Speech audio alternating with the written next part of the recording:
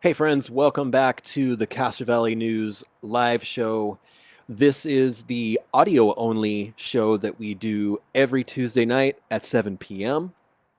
My name is Robert, and good evening to Kimberly. Kimberly is first on the roll call. I hope you are doing well, Kimberly. And Kimberly, the bowling alley is open, and good things are happening there. Happy to see our bowling alley open, doing business, making things happen. On a sad kind of side note, if you go into, I think it's San Lorenzo, the Manor Bowl is being torn down to make way for condominiums. I almost said that completely incorrect. Getting back to the roll call. Good evening, Jessica. Hope you're doing well this evening. We can let's let the roll call simmer. And sorry. Good evening, Dennis. I hope you're doing well. Always a pleasure to see Dennis in the comments. I would like to let you know and give special thanks to tonight's sponsor, Forester.org, a local nonprofit with the mission to reforest urban communities. You can learn more about the wonderful things that they do in our community at Forester.org, and that is FORESTR.org. You may see them at the side of the road on the freeway. They are the wonderful folks who are picking up garbage and trash on the freeway on and off ramps in Castro Valley. One more time, that is Forester.org, FORESTR.org. Clean, plant, and maintain. And going back to the roll call. Good evening, Todd. Happy Tuesday to you, to Mr. Todd Anglin. If you don't, I'm going to do this every episode. If you don't know who Todd is a local insurance. He owns a insurance agency over on Grove, and he is also involved in the Chamber of Commerce, the Castro Valley Rotary. Todd is a mover and shaker and a maker of things happening in Castro Valley. Lots of good stuff. Todd is kind of a behind the scenes type of guy. He's not after the spotlight, and I'm probably making him nervous singing his praises here. But thank you, Todd, for everything that you do, all that you do in the community. And if you're looking for insurance, Todd is your guy. Todd Anglin, he's over on Grove. You can Google him. You can find him easily. Give him a ring if you have any insurance needs. That was another ad anyways, but I'm happy to promote Todd because Todd does a lot of promoting for us and has supported Castro Valley News for a long time and been extremely generous with his good graces. So thank you, Todd, for being awesome and everything that you do in the community. Good evening, Darlene. And Darlene is saying hello to Sharon. And good evening to Sharon. Good evening to Bob. Bob is the man. Thank you for joining the show, Bob, and thank you again for everything you do to keep the river and the waters in this show flowing. Thank you, Bob. Good evening, Laura. Laura is listening. I think looks like we've got a I think we might have a troll in the comments there, but I'll say good evening to you anyways. I just lost you. Okay. I was going to say good evening to the person who I think was posting some troll comments, but anyways, that's another, sorry about that. Good evening, Rick. How are you? Bo, I'll give you a good evening to you. Rick, I know Rick. Rick, I need to come by and see you and let you know about cruise night that's coming up in August. We're going to be doing it again. Good evening, Ellen. And here's a question already for CHP. And just to give you guys a heads up, we're going to have Officer Jakowitz with the Castro Valley CHP on the show. And he's going to answer some questions that you guys posted. I've got a couple here in the queue coming. And good evening, Jason. Good evening to Tim and Grace. And I had the flyer here for cruise night. Let me grab this here so that I can let Rick know the detail and let everyone else know the details for cruise night. Cruise night is going to be August 28th, 2021 from 6 to 11 p.m. And as always, we have the support of the Castro Valley CHP, Alameda County Sheriffs. Good evening, Annette. Good evening, Barbara.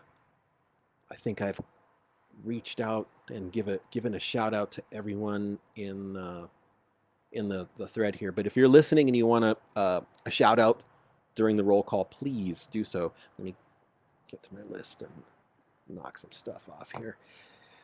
So yeah, cruise night is going to be, again, August 28, 2021 from 6 to 11 p.m. No road closures. Hopefully by August we will be in a much more better position in regards to the pandemic, the shelter-in-place situation. But mark your calendars,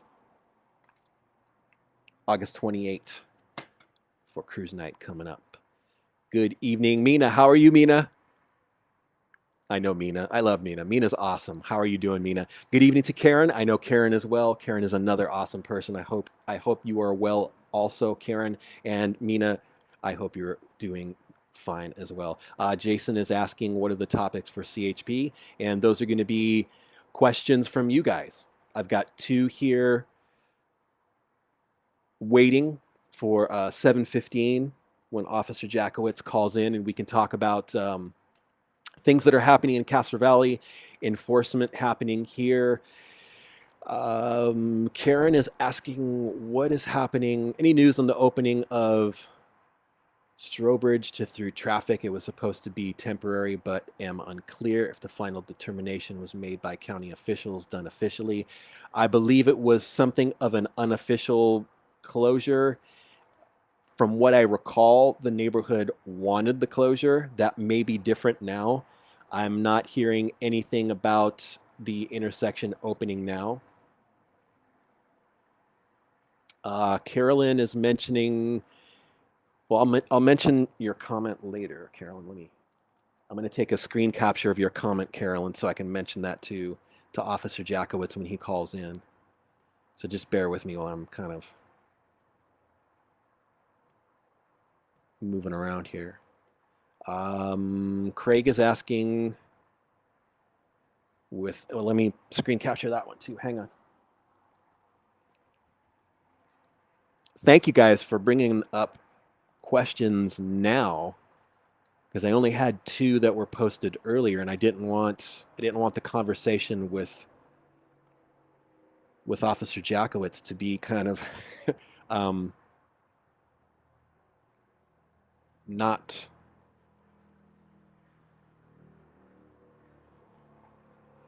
information packed. Excuse me. I'm reading the comments here. Barbara is asked. Good evening, Barbara.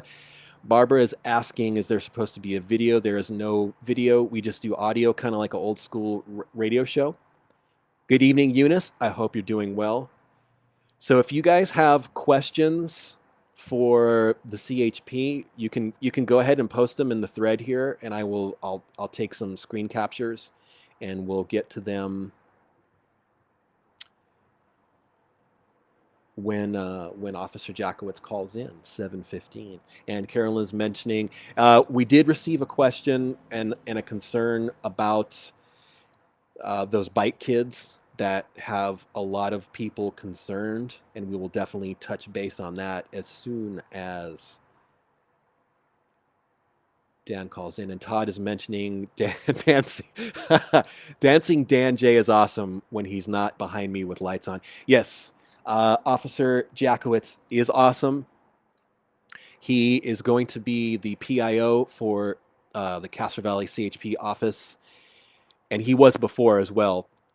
And Dan is awesome. We have filmed quite a few ride-alongs with Dan, and Dan is a local guy, cares about the community a great deal, and he, like I said, at 7:15, he is going to be gracing us with his presence and his information. Couple quick shout outs that I would like to do, things happening in around town. The Chabot Theater is going to be opening on the date of 4/20. So that's kind of right around the corner if you guys are interested. I don't know exactly what they will be doing in regards to the it's going to be something like a grand opening or a grand reopening, but I know a lot of people in town have been curious about when they will be reopening, and that is the target date, 4/20, for the Chabot to reopen. And if I get information, I'll be certain to pass it along to you guys to let you know so that we can support the Chabot Theater and keep that gem in our downtown vibrant and alive. They have been closed for the majority of the shelter in place. They were open very briefly, and they did some snack bar things. And from what I understand, there was a complaint because we were, in the throes of it. Can we add throes to the $2 word? It's kind of short, but it might be a $2 word. But when we were in the height of the pandemic, when the shelter in place regulations were more strict than they are now. The Chabot opened very briefly, did some snack bar stuff, and there was a complaint, so they had to stop doing that. But again, 4/20 is when the Chabot Theater will be doing a grand reopening. I'm sure there's going to be a lot of ballyhoo and a lot of wonderful events. So if we can, let's rally around that business and rally around every other business in Castro Valley, as many as we can. Want to give a shout out to Pete's Ace Hardware, Linda Rourke and family, 95 years in business. I'll give a pause so that can sink in. 95 years. Pete's Hardware, awesome folks. They do tons and tons of stuff for the community, and probably the best customer service in Castro Valley. Getting back to the roll call, good evening, Peggy. Good evening, Jared. And good evening, Darlene. I think I might have mentioned Darlene. Karen is mentioning the MAC should send out notifications to property owners in those neighborhoods advising of meetings where input will be heard and decisions made. I agree. And if there is, they do that when, say if there's a project or something happening in a neighborhood, they definitely send out notifications to residents in that area. It doesn't go across Castro Valley. So, and here is our call. Hey, is this Dan? Yeah. Hey, Rob. How you doing, sir? Pretty good. How are you? Doing all right. Fantastic. Good. So we've got some questions here for you already. Oh, okay, great. So let me, before I stumble and not do it, let me introduce. This is Officer Jakowitz, Castro Valley CHP, and thank you for joining us, Dan. Oh, it's my pleasure, and I just want to say thank you for taking the time, as well as all your listeners, anybody who may be watching, to sit here and discuss some traffic safety issues with us tonight. Did you want to start off and touch on hands-free stuff and some of the things that happen around that? Because that's probably one of the issues that a lot of people are thinking. Yes, absolutely. And, it's important with April being Distracted Driver Awareness Month. The CHP is focusing on distracted driving across the board. When we talk about distracted driving historically, since cell phones came about in about 1983, we're talking about, when we think distraction, we think cell phones, right? But there's so many other things that can distract you behind the wheel. And I'm really looking forward to any questions people may have pertaining to other distractions. But just to kind of define distracted driving first, it's any activity that really could divert a person's attention away from the primary task of driving. And all distractions endanger the driver, the passengers in the vehicle, and any bystanders or other motorists. And then other distractions, and again, we think about cell phones primarily, but there's other things like pets, loose objects in the vehicle that you're trying to secure while driving, sending emails or following the GPS, talking to your children or passengers and not really you're paying attention to the road like you should. So I think it's very important to kind of, when we think about distracted driving, to kind of really, bring awareness to those many other things that maybe something you couldn't get a ticket for, like maybe eating a hamburger while driving, but definitely could divert your attention from the roadway. So what are some of the enforcement things happening in Castro Valley along those lines? So when it comes to distracted driving, there's several vehicle code sections that are applicable, but what the CHP is looking for is people out there driving with a cell phone in their hand, non-hands-free, not using their Bluetooth devices or perhaps the device that's set up in their vehicle. When you're driving and trying to use a phone, even with Bluetooth, you need to have it mounted somewhere where it's not in your hand. And so we are still seeing that, people not mounting their phones and still holding it and trying to manipulate it while they're driving. So that's something definitely we're taking action on, and texting as well. And someone might ask, well, how can you figure out if I'm texting? Well, if I pull up alongside of you at a traffic light, which I've done, hundreds of times, and I look over to my left or right and I see a person with their phone in their hands, oftentimes two hands on the phone, and their thumbs are going to work on that keypad. To me as a person, as an officer, that tells me that someone is sending some type of text-based message. So we're looking for that. We're looking for, the phone to the ear or on speakerphone, because that is a violation as well. If it's in your hand on speakerphone, you can be cited.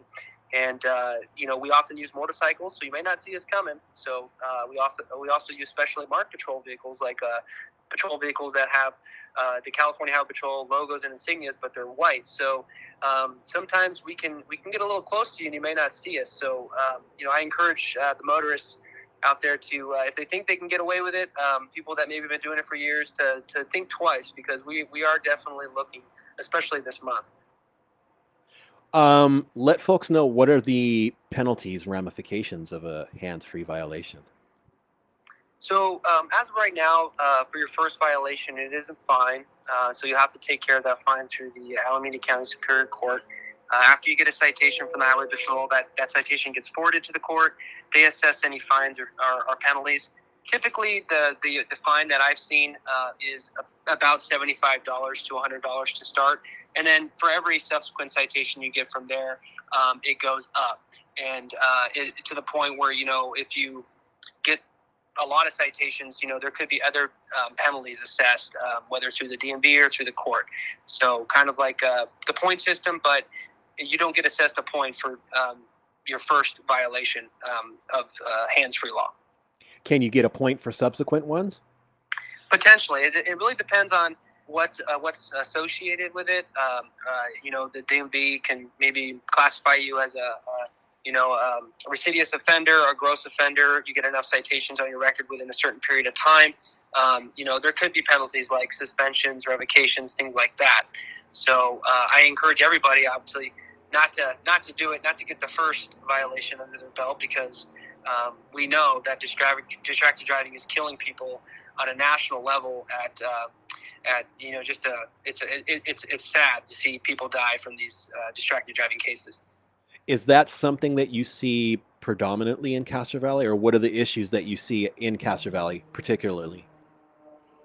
Well, as a highway patrolman, and I work with a fantastic group of people at the Castro Valley CHP office, something that's stressed from the top management level at our office as well as our department is to personalize these violations, in the sense that, speeding, distracted driving, it's injuring and killing people every day on our roadways. And by going out and doing enforcement, first we try to do education to make people aware. But by going out and doing enforcement, I honestly feel that it directly affects and lowers the potential for injury or death on the roadway.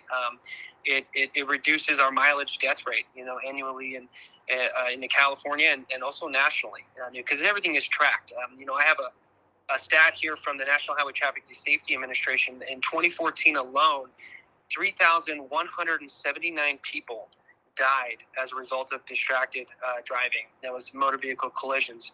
To put some perspective on that, there was 2,977 people killed in the 9/11 attack. So we lost more people to distracted driving in 2014 than in 9/11. And so those are lives that didn't have to be lost for distraction. That's something that was definitely preventable. And then when we look at these collisions, we look at what's preventable, and if we can predict it by putting down our phone and stopping that, then why don't we? How long would you estimate it would take for someone to be distracted to just get into a collision or potentially hit a pedestrian? What is your guesstimation on that time elapsed? Well, that's a great question. Thank you for that. So an average text message based on a study was done through Virginia Tech Transportation Institute, they say about 4.6 seconds to send an average text.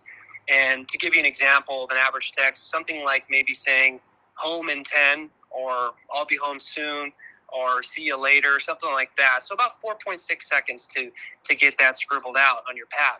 Well, if you're traveling, let's say at 55 miles per hour, you could cover the length of a football field or 100 yards in that period of time. So to put it in kind of perspective, as you're traveling this football field length, you don't have any idea what's going on in front of your vehicle. And when you're not in control of your vehicle then becomes a weapon, and it becomes a means to potentially cause injury or death to somebody. And I think everyone should really think about that perspective when they get out and get behind the wheel, that they need to be in control of their vehicle 100%, their mind, their hands, their feet, and not have any inattention going on. In regards to speed enforcement, what are some of the hot spots that you see here in Castro Valley? Well, what I can tell you is that we do proactive and reactive enforcement. Our officers go out every day to areas, whether through their routine patrol or areas that maybe a citizen has called in through our traffic complaint system process at our office and identified maybe in their perspective or view an area that needs addressing. So we go out and respond in that case rather than necessarily proactive patrol, and we go and look at those areas. Some areas we've done enforcement on, some areas of concern that people have brought up before in the past are Redwood Road, Crow Canyon Road, some other areas, school zones throughout Castro Valley. We all know that we have over 34 plus schools in the unincorporated area alone. So it's almost like you can't drive a mile or maybe a couple blocks without running into a school zone. So and with school back in session now, we need to be extra careful, right? But yeah, those are some areas just to name a few. I'm wondering, with the homeless situation on some state property, are you guys still doing abatement, or is that still something that's off the table due to the shelter in place? So that's a great question. Thank you for that. And I can give you a response. With the CHP, what we do is we are in charge of law enforcement on state property and the state facilities. So any properties concerning the state of California, that would be something that we would be responding to. We work well with Caltrans, and Caltrans is the ultimate possessor or owner of that property. So we work well with them to conduct cleanups and things of that nature. That is something that we take very seriously, especially with the COVID-19 pandemic. We make sure to follow the necessary protocol and procedures that have been established at chains of and levels that exceed necessarily maybe the lay officer's level. So we're very aware that there are oftentimes issues with homelessness on state property, and as those issues come up, we do our best to address them, and we also work well with our allied partners like the Alameda County Sheriff's Department, and we appreciate their support. Again, anything involving state property is primarily a CHP jurisdictional assignment. So the abatements have resumed? So I think maybe one thing that kind of maybe caught some attention was a camp that was recently abated eastbound 580 just west of Center Street, and I happened to be involved in that as far as being there at that time. Again, that was something that that was a decision that was ultimately made based on levels that were above my chain of command, and there was some environmental things as well as some public safety things that were taken into consideration. So again, on a case-to-case basis, those things are analyzed. So and as those come up, we address them. That's the same location that was abated pre-pandemic, I believe, right? Near the I think it's the Ohlone site that's up there. So that has been there has been, to my knowledge, there's been several times where that has been abated. Again, we have worked with Caltrans each and every time the Highway Patrol has been involved. Again, Caltrans being the owner of the property, the state of California, and we assist them. And again, we've had a fantastic relationship we've enjoyed with the sheriff's office. I am aware, and the sheriff continues to be in the loop as far as our actions are concerned. We definitely keep them in the loop. I'm glad that you mentioned that, because that was actually a question that someone asked, is how does the CHP work with the sheriff's office? Do you want to dig a little deeper into that? Sure. I mean, historically, I've worked in the unincorporated area for nearly 13 years, and since I've been here, we've enjoyed a great relationship with the sheriff's department. To kind of put into perspective what our role is in unincorporated area, we are the primary leaders in traffic enforcement and education, as well as, again, we have jurisdiction over state property when it comes to criminal enforcement or protecting state assets and property. The Highway Patrol does. So the way we kind of work is, maybe to give you an example, if there was a call for service at a residence, maybe a domestic violence or something of that nature, that would be kind of a call that the sheriff would respond to, and it is kind of a penal code related crime. But if there was a traffic collision on one of our roadways, the Highway Patrol would primarily have responsibility of going out there and have the jurisdiction to go out there and take that collision, even if it was on, say, a county road in the unincorporated area. But a highway patrolman, and again, I've been doing it for 13 years, there's an old saying: if you catch it, you clean it. If I was to make a traffic stop, if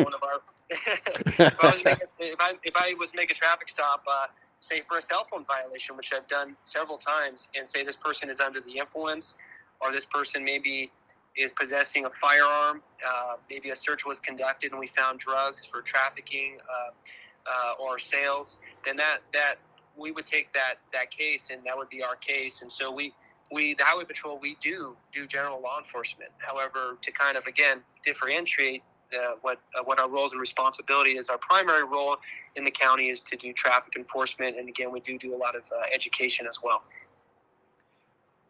Getting into some of the questions and comments, Caroline says she was just joining the conversation a while ago. Her daughter was hit by a car in December. She wanted to thank the police for all their help. So there you go. Well, thank you, Caroline. I'm sorry that happened, but we do appreciate your support. And if there's any time you're involved in a traffic collision, feel free to come by our office or call our office. You can always check on the status of reports and things like that. We're happy to take those calls, and if you have any questions as well, like through the process of your investigation, the traffic collision investigation, you can give us a call. We'll do our best to answer what questions we can. Yeah, you guys do. I was in a collision a bunch of years ago, and you guys were totally on top of getting the report out to me, which was essential for dealing with insurance, which is another thing. So yeah, the insurance process, separate from the Highway Patrol process, but we definitely do our best. When it comes to documenting the incidents, the facts and circumstances surrounding it, and formulating an opinion as to what happened, we do our best to do a thorough investigation. So hopefully the insurance company, can see that and be like, okay, well, we know exactly what happened, and even the parties involved, they can say, okay, we see what happened, we hear what happened, and this is the officer's opinion. Yeah, that's super important. Super important. Craig is saying, with Castro Valley High starting up, are we going to see any speed enforcement on Somerset? He is saying that it has turned into a bit of a racetrack. Yeah, I appreciate that question. I was out at the school zone the other day, more specifically Castro Valley Elementary School, and I just got to say it is very, very nice to see people out walking and biking and being safe and getting back out there. Obviously following protocols of being safe is paramount. But with school beginning back into session here, and the volume of pedestrian and bicyclist traffic, getting out there, we definitely are focusing on, taking action as quickly as possible to identify any type of offenses that we can. We do proactive patrol 24 hours a day, 7 days a week in Castro Valley. So we have a day shift, a swing shift, and a graveyard shift that goes out there, and trying to ensure the safety of everyone. One thing about Somerset is it is kind of a narrow roadway, not as wide as Redwood or something like that. But what we can do to kind of help bring attention to people's speed is we can deploy a radar trailer, which will kind of list the speed of the person traveling and kind of bring some attention that, hey, maybe you should slow down. So that's something that we can do, as well as we can do that focused enforcement that I spoke about earlier. If Craig would like to contact our office, and I believe it was Craig, if you'd like to contact our office and create what's called a traffic complaint, maybe ask for a specific date and time that he'd like to see an officer go out there based on maybe an issue he has identified there, then we can put that on paper and assign it to an officer to go out and take a look. Is that something that you get a lot in Castro Valley? As far as traffic complaints? Yes. Yeah, I mean, we do see quite a few, and the way I look at it is we want more people to call. I mean, the more people that are calling is the more service we can provide. We're a service based and oriented organization. Our mission is to provide the highest level of safety, service, and security to the residents of California and the motoring public, for that matter. The millions of travelers that come through, who pass through California, hundreds a day, thousands a day. We're out there for safety, and we're out there to provide a service. And we want people to call us. We want people to, stop and say hi and to flag us down and provide feedback. Sometimes we might not be able to stop because of an emergency call, or maybe we have a priority situation to deal with. But please don't, take away from that you're not a priority, whoever that person may be. You are, and we want you to call. I believe it was Alita who asked, in regards to, is there a different location for the big rigs and cabs of big rigs to be parked on the Center Street overpass? Is there any enforcement being done or complaints being generated there? So as far as parking is concerned, I'm going to have to refer, I believe it was Alita, did you say? Alita, yes. Alita. I'm going to have to refer Alita. I have to refer you to the sheriff's office. Okay. They do handle parking abatement and parking issues. Sometimes the Highway Patrol will get calls of people reporting vehicles blocking their driveway, or maybe blocking the roadway. We definitely respond to those calls by all means. But when it comes to continued parking offenses, maybe perhaps abatement of vehicle abandoned in an area that hasn't been moved for some period of time, definitely have to refer that question over to the sheriff's office. And that would be 510-667-7721 for Alita if she wanted to forward that concern to them. Yeah, absolutely. And I can tell you, Alita, that the sheriff's office is very responsive based on my years of experience with working them. They have a great parking enforcement unit. I believe they operate during business hours, but I've had nothing but positive experiences with them. And, they're very professional, and they respond as quickly as they can. Here's a big concern for a lot of folks. What is being done about the bicycle kids? And this is from Vince, and he is saying, if you live in Castro Valley, you know what I'm talking about. They're incredibly inconsiderate, disrespectful, and completely out of control, riding into oncoming traffic on the boulevard. What's happening there? Rob, you broke up a little bit. Who was the gentleman that had the question? His name is Vince. Sorry. I'm sorry, did you say Vincent? Vince, yes. Did you want me to repeat the okay. question? You want me to go over the question again? No, I got the question. Vince, Okay. Thank you for that question. I appreciate that, because I myself have witnessed some of the behavior going on, both personally, off duty, and on duty. unfortunately, it's very sad that anybody would make a choice to ride in a reckless manner, in oncoming traffic, anything like that. We don't condone that behavior, and we do take actions to try to prevent that. How we can prevent that is by providing continued education about safe riding practices. We do bicycle events, rodeos. We try to reach out to many young adults as we can and inform them about how to ride the bicycle safely. The law also requires bicyclists to operate with due regard for safety of the motoring public, and likewise, a vehicle to also respect the bicyclist. So we try to address both adequately. I have received questions before, and the bottom line is that if the actions that they're taking and these riders, what they're doing is inappropriate.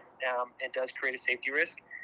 When it comes to dealing with juveniles, it's a very tricky situation. I personally have conducted a traffic stop on about 6 riders who were riding inappropriately in and out of traffic. Well, when I got out of the car, 3 of them took off and rode their bikes and got away pretty much, or went. And the way I look at it is it's a risk versus gain situation. I have three bicyclists stopped who I'm talking to who are compliant. They're all minors. 3 of them are gone. So what I did is I went ahead and addressed the three individuals I had there. And they were very cooperative, very cordial and polite. And I just let them know, hey, it's inappropriate and that action can be taken. I've talked to other officers who have taken action. Some things you can take action is riding not as close as practical to the right roadway edge, impeding traffic. If they're not wearing helmets, you can take action on that. Riding with not at least one hand on the handlebars if they're riding without handlebars. But Vince, it's a very, very legit question, and I do hear and I do know what you're referring to. It's a very real situation. These kids are incredibly talented, I got to tell you. Some of the stunts I've seen these kids do, I'm just thinking, wow, I could never do that in a million years. So what I told the 3 kids that I stopped, I said, hey, you know what?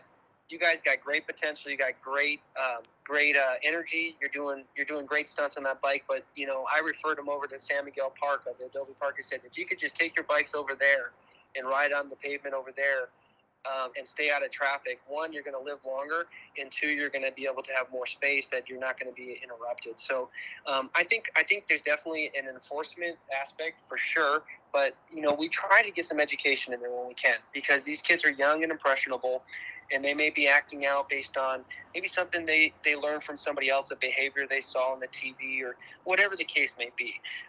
But we don't want to discourage them necessarily from riding a bicycle and being out there, but we want to try to hone that in and get them into a safe space as much as possible. Bob was asking, are you guys still doing the baby seat checks, the child seat checks?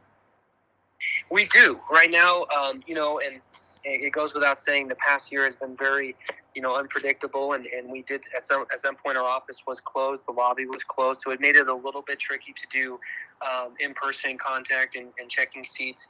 I used to be a certified technician myself for about 4 years, and I really enjoyed getting in there, meeting with people. It's about a 30 to 40 minute session where we kind of explain the dynamics of how the car seat works and installation. So we have kind of resumed that.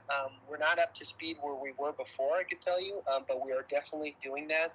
And we encourage you to call if you have a car seat that you'd like to have installed or checked. Give our office a call and see if we can get you set up with an appointment. I am actually all out of questions. Was there anything else that you wanted to mention? Here's a question that have been really wondering. What is technically a complete stop when you reach a stop sign or a red light? So when you come to a stop sign, the definition of complete stop is your vehicle is no longer in motion. Whether that is 1 second, 2 seconds, 3 seconds. The DMV handbook might say, okay, a 3-second general rule or whatnot, but your vehicle has to stop, and it has to stop before going past that limit line, that white line, that solid white line on the ground.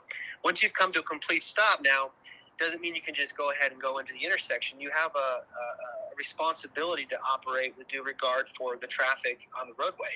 So you got to look left, you got to look right, and you got to go when it's safe. And then also refer to the manual when it comes to the proper procedure and how to proceed into an intersection. Should you yield to the right, to the left, whatnot. So a complete stop is stopping before the limit line, not beyond it, into the intersection like we see so many times, because usually people are driving too fast, and then they see us at the last second stopped at the intersection monitoring traffic, and then they freak out, and they, oh my gosh, there's a cop.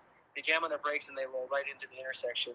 No, you should slow down as you see the stop sign approaching so you can adequately stop, clear the intersection, and go through. When it comes to red lights, too, I mean, you see if you're approaching a traffic signal that's transitioning from green to yellow, you should start to slow down. Now, if you're close to the intersection when that transition happens, and without accelerating and having to do some drastic input into your steering or into your acceleration, you should try to stop, and not continue. But if you're close and it turns to yellow and you make it through, good for you. But the general rule of thumb is if you see the yellow transitioning, slow down, be prepared to stop. When the red light is there for sure, you need to be stopped before that limit line. Before you go, you shouldn't be stopped in the crosswalk. You shouldn't be stopped in the intersection. That's impeding, whether it's a pedestrian or a motorist. No California rolls. Yeah, no California rolls. I've seen it. Some areas where I've seen it before, like Seven Hills Road. You got multiple hills there, right? I think it's called Seven Hills for a reason. Yep. And stop signs, right? So that is an area where I've seen it before, where people, there's not as much traffic as maybe Redwood, so people may feel a little bit more comfortable, maybe for lack of a better word, kind of rolling through the stop sign or whatnot, not expecting or anticipating traffic. Well, you should be anticipating and expecting traffic to be there, if not pedestrians or bicyclists for sure. And again, we look at both sides. When it comes to bicycles should be stopping for the stop signs as well. They should be stopping for red lights as well. They have to operate the same as a motorist in a vehicle. So getting back to the hands-free situation, what are some of the recommended things that can make you hands-free, even if you have your device and you're doing GPS or something like that? So let me speak about the GPS. We see often too many times, and sometimes it can be confused as impaired driving at night or in the daytime. People rely heavily on their GPS. So we see people engaging with their GPS, trying to manipulate their GPS while they're driving. Maybe the GPS is screaming at them, recalculating. And so we see often too many times people get so engaged in their GPS that they exhibit driving that would be associated possibly with impaired driving. And so we'll make a stop and to ensure this person is not impaired, and then they have their GPS in their hand or it's mounted, and the first thing out of their mouth is, you know what, I was trying to follow my GPS, but I didn't think I was going the right way. So if you're going to use your GPS, you need to establish your coordinates and your location before you start driving. You need to set that in and get that going. As you're driving, if your GPS starts to mess with you for some reason and tell you an alternate route and that you don't like, you need to pull over at a safe location, not on the shoulder of the freeway. You need to exit the freeway, and then you need to re-input your destination or wherever you need to do to get the appropriate direction. And then you can resume your driving, so you don't have to manipulate your GPS. So don't get in trouble for doing it while you're driving, because you will, because it is distracting. There was a second part of that question. I think I may have forgotten that. What was the second part? Oh, I forgot too. Maybe it was maybe just the cell phone. If you're using a cell phone GPS, maybe not actual GPS. The same things apply. You want to mount set your coordinates on your cell phone GPS, and then mount that to the dashboard, and then you can refer to it as you're driving, but visually and obviously using your senses, your hearing. But you don't want to grab that thing and start manipulating it when you're driving. And it brings me to another point actually. Cognitive distraction is really affecting. I mean, that's the prime thing we're seeing is people not necessarily using their phones, but just being so distracted behind the wheel. We all have busy lives. We all have places to go, people to see, things to do, like cook dinner. So when we get off work or if we're going to work, we're always thinking about, the next thing. We're planning, we're doing stuff. when we're doing that, we're thinking about that activity we want to engage in. It diminishes our senses, and it impedes our ability to make decisions about driving. So when you're performing two thinking tasks, the brain switches quickly between them. So the attention to driving becomes secondary to a phone conversation or to that thought about what you're going to have for dinner. And historically, drivers on cell phones that they're looking at it, they fail to see up to about 50% of the information in their driving environment. And we kind of refer to that as inattention blindness or tunnel vision, things like that. Same thing if you're just driving, you're thinking heavily about something, you can get that inattention blindness and you can get that tunnel vision. Example of that cognitive distraction is, I ask people, have you ever driven home and it's the same route you drive every day, and then you pull into your driveway, the next thing you know, you find yourself asking yourself, how did I get home? What route did I take? I know it's happened to me before, where I'm just like, wait, I'm home? And that's, if you find yourself thinking that, it's because you were so cognitively distracted while you were driving. Your thoughts were other places that you don't even really remember how you got home. Hey, let's touch base on DUIs and give people kind of a financial and a DMV ramification education on what those ramifications are if you are driving, if you're pulled over for a DUI. Sure. DUI continues to injure and kill thousands of people every year, and it's something that is happening in our neighborhoods and is happening on the freeways. So obviously we encourage everybody, if you're going to make the choice to drink when you're out and about, designate a sober driver. Definitely, if you have one drink or two drinks, really evaluate yourself and really to make sure that you're not going to be putting yourself in a risky situation. We always lean on that sober driver. When it comes to the penalties and things like that, when the officer pulls you over and they smell alcohol or you admit to drinking or whatever the case may be, an investigation is going to be conducted. The officer is going to ask you to submit to field sobriety tests, a preliminary alcohol screening test, which is not a chemical test. And depending on your performance, the officer is going to formulate an opinion as to your sobriety.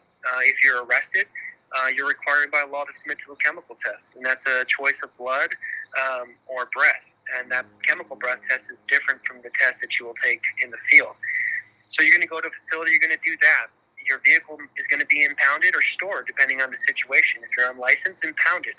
If you're licensed, it most likely will be stored.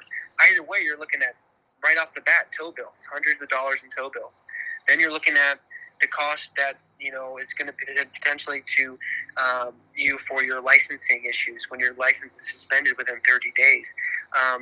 In total, between the licensing, the towage storage fees, the lawyers' fees, attorneys' fees, whatever, you're going to have to pay, you're looking tens of thousands of dollars. I would estimate upwards of $20,000. Maybe between $10,000 and $20,000, but it could be more depending on the situation. Now, let me tell you this, Rob. God forbid you injure or kill somebody. You're looking at, not only the money loss, but some serious civil and criminal penalties, imprisonment. You're looking at being civilly sued, potentially losing your home because you can't afford to pay, things like that. All the stuff that is completely avoidable if you just made the right choice to not get behind the wheel. And I always say, and as well as any law enforcement officer will tell you, buzz driving is drunk driving. And that is really the reality. You shouldn't get behind the wheel if you're feeling even buzzed. You should designate a sober driver. I love hearing those numbers because, for the lack of a better term, they're extremely sobering. And I wish more people could hear those numbers more often and just, not do it and be responsible.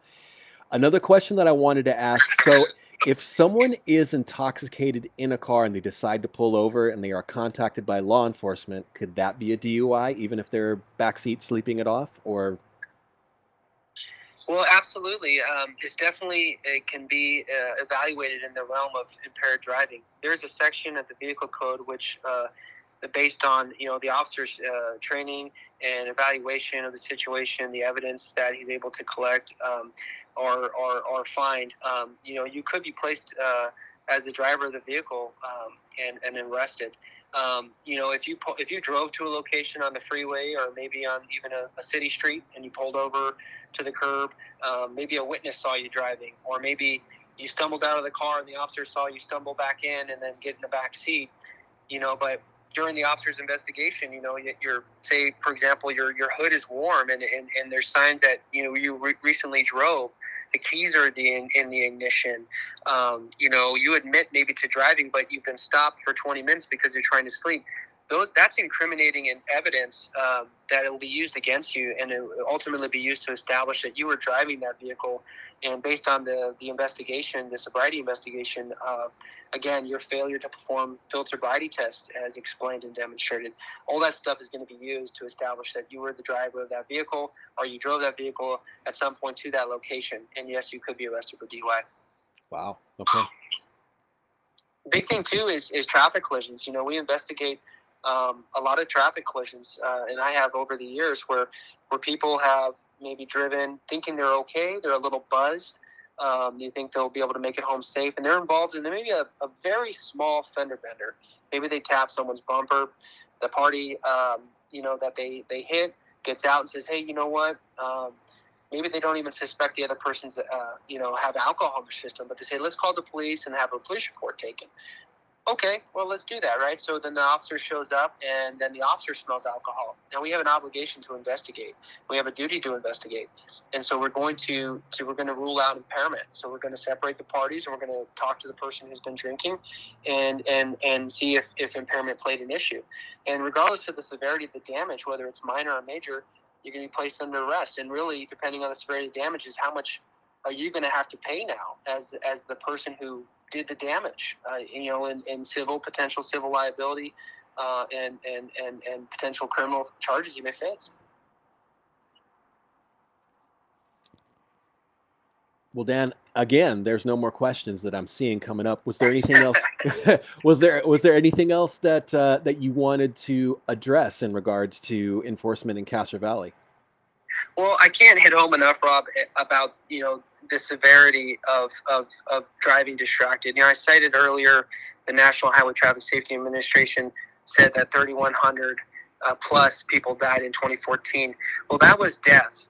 In 2014, 431,000 injuries occurred as a result of distracted driving. To me, that's absurd. I mean, that's mind-blowing. Again, this is a preventable action, something that if you just didn't do it, then someone could be alive and someone maybe wouldn't be injured. Maybe they were a soccer player, they're ready to get a scholarship or go to the Olympics, but now their life has been ruined because you made that poor choice to drive distracted. And we see it all too often where that's the case. Dating back to the early 80s when phones first came about, we've seen a steady progression in how phones have gotten smarter, right? In 92, roughly, the first text message was sent. And in 2002, the first camera phones kind of came out. And 2008, cell phones had apps and you could download stuff. And then we got 4G in 2010. So we've seen this progression and phones have gotten smarter. We need to be smarter than the phone. And we need to be smart enough to say, you know what, this can wait. This text message, maybe even this phone call, even if it's using a Bluetooth device, because we consider the cognitive distraction that may come from it, this can wait. It can wait the 10 minutes. It can wait the 30 minutes. It can wait the 2 minutes that it's going to take me to get from point A to point B, where I might be able to actually physically talk to that person and tell them that, hey, I love you, or hey, let's go out to dinner tonight, or hey, let's watch the Sharks game. I have a bias towards the Sharks, and go Sharks. I'm a San Jose guy. But what it's really that's what it's all about. It's taking the time, slowing down, making those we call it sound professional judgment in law enforcement. And when you're out there, it's just sound professional judgment. I mean, for everyone. I mean, and keeping an eye out too for people that may be coming into your lane. So being defensive as well, and looking for distracted drivers, and looking for people that may be speeding up behind you, and staying out of the way as much as possible to not engage with those people and just kind of let them go on their way and maybe report the incident. I'd be happy to touch on that briefly too if you'd like me to. Yeah, go for it. Absolutely. So we actually, one thing we do, working in the office as I have of late, I've actually personally fielded a lot of phone calls where people will call and say, "Hey, I'm behind a possible DUI driver," or "Hey, I just observed some reckless behavior," or "Hey, I observed someone shooting on the freeway," whatever it might be. What do I do? And I encourage people, hey, you gotta get off the phone with me and call 911, or I transfer them to our 911 dispatcher. Those are priority calls. Those calls need to be addressed. And so if you do, I encourage everybody listening, if you see something that is egregious, something like potentially, again, an impaired driver, someone driving with a reckless and wanton disregard for public safety, someone may be following you and tailgating you and acting inappropriately, don't engage with that person. There's an old saying, FIDO. It's an acronym. It stands for forget it and drive on. Just get off the roadway if you can. Call the police.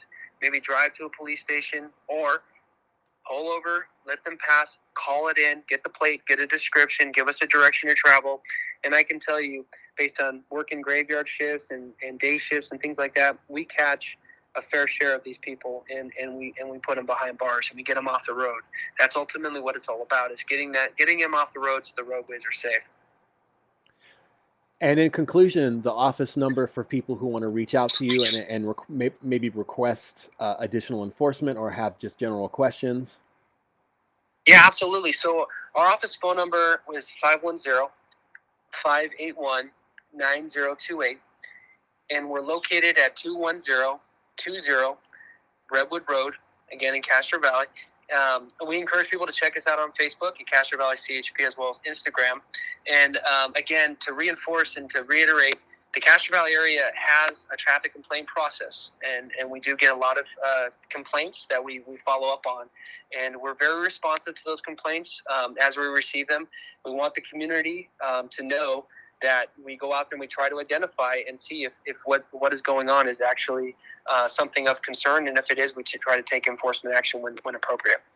Awesome. Thank you, Dan. I appreciate you taking the time to talk to people in town and field questions and impart your expertise upon us. Hey, I appreciate the opportunity, and everyone listening out there, let's together take action against distraction. Awesome. Hey, and let's do a ride along sometime soon. Absolutely, brother. Right Take on. care. Stay safe. All right. Thanks. Thank you, Dan, for joining us. Thank you to everyone else who joined us. And it looks like we have pretty much expired the hour at this point. Hey, guys, thank you guys for tuning in. Thank you for being awesome. And thank you for all the questions. We will see you next Tuesday, 7 p.m., right here for another Castro Valley News live show. As always, folks, be good to each other. Stay safe, stay healthy, and as always, when the going gets weird, the weird turn pro. Good night, everyone.